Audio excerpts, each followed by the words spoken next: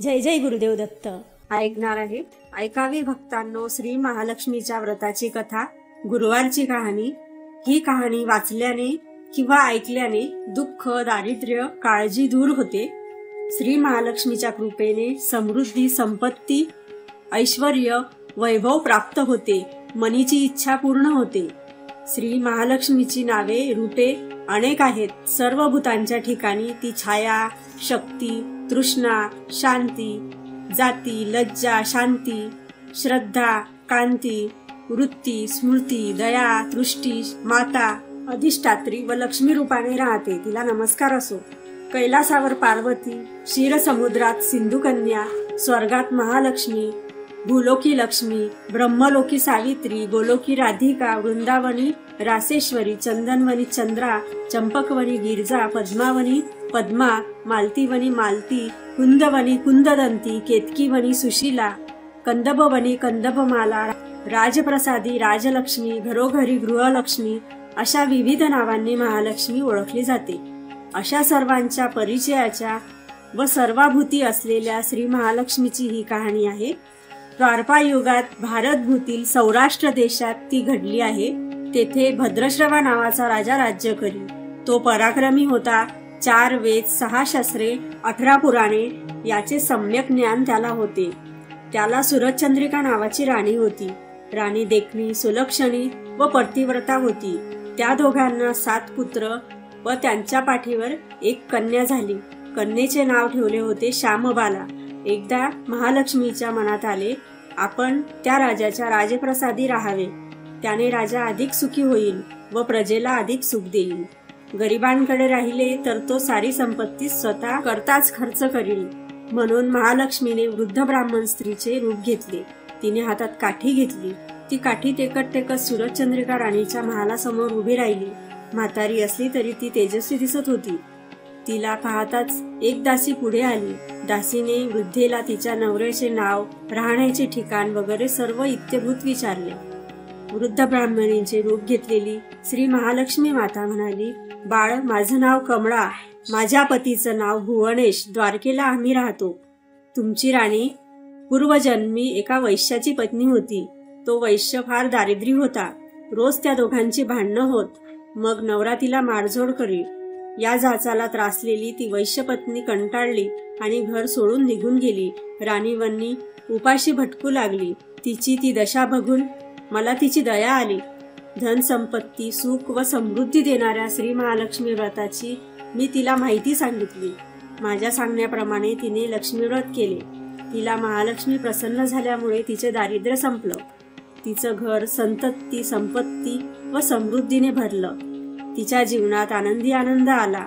पुढे ती पती पत्नी निधन पावली. लक्ष्मी व्रत केल्यामुळे ती दोघं लक्ष्मी लोकात वैभवात राहिली. त्यांनी जितकी वर्ष श्री महालक्ष्मी व्रत केलं तितकी 1000 वर्ष त्यांना सुखोपभोग मिळाले. या जन्मी त्यांचा राजकुळात जन्म झाला आहे. पण त्या राणीला श्री लक्ष्मी व्रताचा विसर पडला आहे. त्याची आठवण करून देण्यासाठी मी मुद्दाम आले आहे.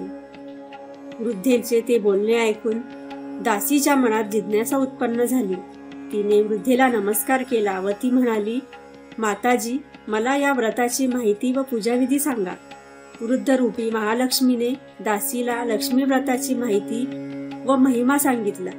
मग ती दासी त्या वृद्धेचे उपकार मानून व तिला नमस्कार करून राणीला निरोप सांगण्यासाठी अंतपुरात गेली. राजवैभवात लोळणाऱ्या त्या राणीला आपल्या ऐश्वर्याचा फार गर्व झाला होता. संपत्ती व सत्तेने ती उन्मत्त झाली होती. म्हातारीचा निरोप ऐकून ती रागारागाने व तावातावाने आली. त्या वृद्ध ब्राह्मण स्त्रीला फटकळपणे बोलली. तिला धक्काबुक्की केली. ती वृद्ध ब्राह्मण स्त्री म्हणजे प्रत्यक्ष लक्ष्मीच होती.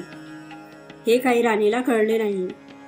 राणीचा तो उद्धटपणा पाहून महालक्ष्मीने तेथे न राहता स्वस्थानी जाण्याचे ठरविले. ती राजद्वारातून निघाली. थोड्याच अंतरावर तिला श्यामबाला भेटली. श्यामबालेला सगळी हकीकत कळली. राजकन्येने त्या वृद्ध ब्राह्मणीची क्षमा मागितली. जेव्हा महालक्ष्मीला तिची दया आली, तिने श्यामबालेला लक्ष्मी व्रताची माहिती सांगितली. तो दिवस होता मार्गशीर्ष महिन्यातील पहिला गुरुवार. राजकन्येने महालक्ष्मीचे व्रत सांगितल्याप्रमाणे भावभक्तीने केले. त्यामुळे सिद्धेश्वर नावाच्या मालाधर या राजपुत्राशी तिचा विवाह झाला. तिला सर्व वैभव मिळाले. ती आपल्या पतीसह राजवैभवात नांदू लागली. इकडे महालक्ष्मीचा कोप झाल्यामुळे भद्रश्रवा व राणी सुरतचंद्रिका यांचे राज्य, ऐश्वर्य, वैभव सर्व गेले. त्यांची अन्योन्य दशा झाली. एके दिवशी सुरतचंद्रिका आपल्या पतीला म्हणाली, आपला दामाद राजा आहे, खूप श्रीमंत आहे. त्याच्याकडे जा, आपले हाल सांगा, त्याला दया येईल, तो आपल्याला सहाय्य करील. त्याप्रमाणे भद्रश्रवा जावयाच्या राज्यात आला. तो तळ्याच्या काठी विश्रांती घेण्यासाठी बसला असताना पाणी नेण्यासाठी आलेल्या श्यामबालेच्या दासींना तो दिसला. त्याची राजलक्षणे जाणून दासींनी त्यांचे नावगाव विचारले. त्याने सर्व काही सांगितले. तो श्यामबाला राणीचा पिता आहे हे कळल्यावर दासी धावत धावत श्यामबालेकडे गेल्या. त्यांनी सर्व हकीकत तिला सांगितली. दासीकडून राजवस्त्रे पाठवून श्यामबालेने आपल्या पित्याला मोठ्या थाटामाठाने राजवाड्यात आणले. आदर सत्कार केला. नाना परीचा पाहुणचार केला. तो परत जायला निघाला तेव्हा तिने हंडा भरून धन दिले. भद्रश्रवा घरी आला. सुरतचंद्रिकेला आनंद झाला. तिने हंडा उघडला. तो काय, हंड्यात द्रव्य न होते, कोळसे भरलेले होते. महालक्ष्मीच्या अवकृपेने हा चमत्कार घडून आला होता. असे काही दिवस निघून गेले. सुरतचंद्रिका स्वतः आपल्या लेकीकडे गेली. तो दिवस होता मार्गशीर्षातला शेवटचा गुरुवार. श्यामबालेने महालक्ष्मी व्रत केले. आईकडूनही करविले. सुरतचंद्रिका परत आपल्या नगरात आली. तिने महालक्ष्मी व्रत केले म्हणून पूर्वीचे सर्व वैभव तिला परत मिळाले. राज ऐश्वर्य प्राप्त झाले. पुढे काही दिवसांनी श्यामबाला माहेरी आली. परंतु बापाला कोळसे दिले व आपल्याला काही दिले नाही हा राग सुरतचंद्रिका राणीच्या मनात खदखदत होता. म्हणून श्यामबालेला कोणी विचारले नाही. तिचा अपमान झाला. परंतु आईवर न रागवता ती तेथून निघाली. निघताना तिने तेथील थोडे मीठ बरोबर घेतले. आपल्या राज्यात राजग्रही आल्यावर तिच्या पतीने तिला विचारले, माहेरहून काय आणले? ती म्हणाली, राज्याचे सार आणले. पती म्हणाला, म्हणजे काय? पत्नी म्हणाली, थोडा धीर धरा म्हणजे कळेल. त्या दिवशी तिने सर्व पदार्थ अळणी करायला सांगितले. नवऱ्याला तिने सर्व जेवण वाढले. त्याला सर्व जेवण अळणी लागले. मग तिने ताटात थोडे मीठ वाढले. पदार्थात ते घालतात जेवण रुचकर लागले. हेच ते राजाचे सार. श्यामबालेच्या पतीला तिचे म्हणणे पटले. मग त्या दोघांनी हास्य विनोद करून भोजन पुरे केले. अशा रीतीने जे कोणी हे महालक्ष्मी व्रत श्रद्धेने करतील त्या भक्तांवर महालक्ष्मीची कृपा होईल. सुख समृद्धी व शांतीचा लाभ होईल. सकळ मनोरथ पूर्ण होतील. मात्र श्रीमंती आल्यावर उतू नये. महालक्ष्मीचे व्रत करायला चुकू नये. दर गुरुवारी पोथी वाचायला विसरू नये. महालक्ष्मीचा महिमा पुरवतो भक्तांची कामना. अशी ही श्री महालक्ष्मी व्रताची कथा, गुरुवारची कहाणी सुफळ संपूर्ण. जय जय गुरुदेव दत्त.